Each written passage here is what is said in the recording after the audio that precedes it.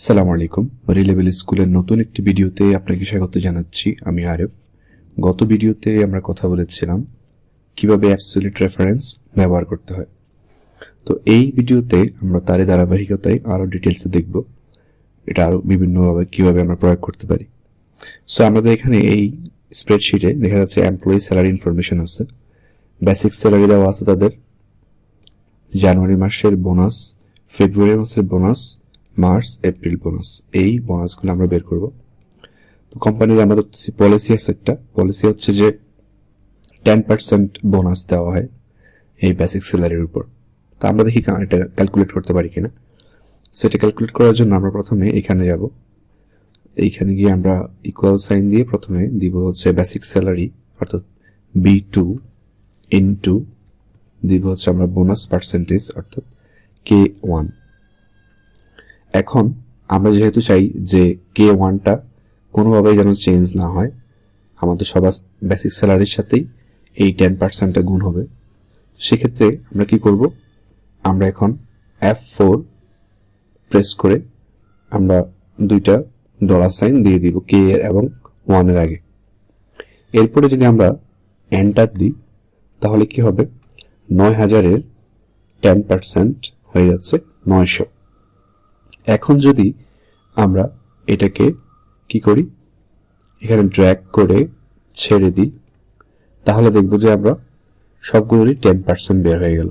অর্থাৎ জানুয়ারিতে তার 10% হচ্ছে কত, রাকিবের 10% হচ্ছে 1000 টাকা। এখন আমরা যদি এই ফর্মুলাটাকে এখানে লেফট ক্লিক করে ড্র্যাগ করে এখানে ছেড়ে দিই তাহলে দেখা যাচ্ছে যে এখানে ছিল 9000, এখানে হয়ে গেছে 90। এই ডিফারেন্সটার কারণ হচ্ছে আমরা যদি এখানে ডাবল ক্লিক করি তাহলে দেখতে পারবো এখানের ফর্মুলা হচ্ছে B2 ইন্টু K1 আর এখানের ফর্মুলা হচ্ছে C2 ইন্টু K1, অর্থাৎ কলামটা চেঞ্জ হয়ে গেছে। তো আমরা তো চাই না যে কলামটা চেঞ্জ হোক, আমরা চাই যে এই কলামের সাথে এই গুণ হোক, অর্থাৎ 9000 এর সাথেই এটা গুণ হোক। সেক্ষেত্রে আমাদের কি করতে হবে, সেক্ষেত্রে আমরা কলামটাকে লক করে দিতে হবে, অর্থাৎ কলামটা যেন চেঞ্জ না হয়। সো কলামটা যেন চেঞ্জ না হয় এই জন্য আমরা এখানে আমরা একদম প্রথম লাইনে চলে আসলাম, প্রথম সেলে চলে আসলাম, C2 তে এসে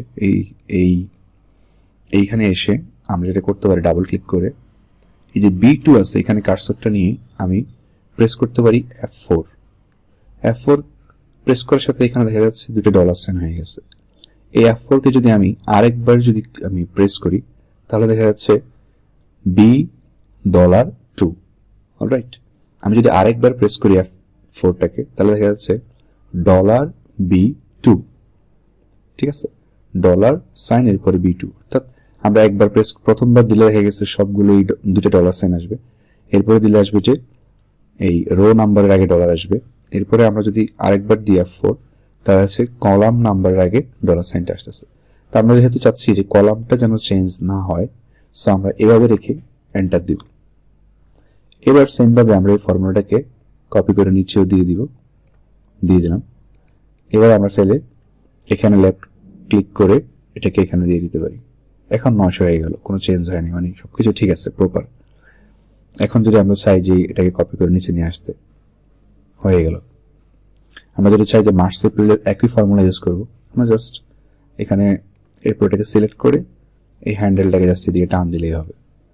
দেখা যাচ্ছে যে এখানেও ফর্মুলাটা অ্যাড হয়ে গেল।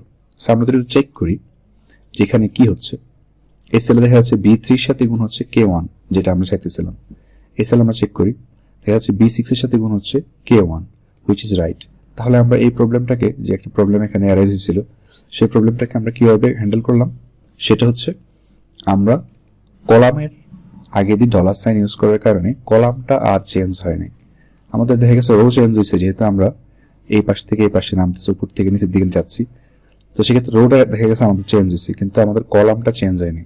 সো কলামটা যাতে চেঞ্জ না হয় সেই জন্য আমরা কি করছি, আমরা F4 প্রেস করছি। একবার প্রেস করলে দেখা যায় কি হবে, দুটো ডলার সাইন আসবে, আরেকবার F4 দিলে আসবে $2। কিন্তু আমাদের দরকার হচ্ছে কলামটাকে যাতে চেঞ্জ না হয়, কলামটাকে আমরা মানে স্টেবল রাখতে যাচ্ছি, সেক্ষেত্রে আমরা F4টা আবার প্রেস করলে আসবে হচ্ছে $B2।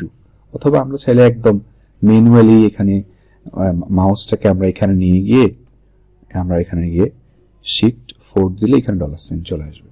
এরপরে জাস্ট আমরা কি করব, এটাকে এই ফর্মুলাটাকে এদিকে ইউজ করে দিব।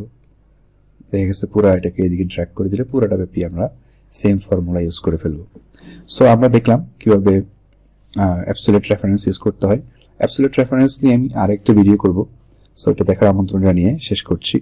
আর এর আগে একটা কথা বলে নিই, সেটা হচ্ছে যে ভিডিওর কোনো অংশ যদি বুঝতে অসুবিধা হয় আপনারা আরেকবার দেখতে পারেন। সাথে থাকার জন্য ধন্যবাদ।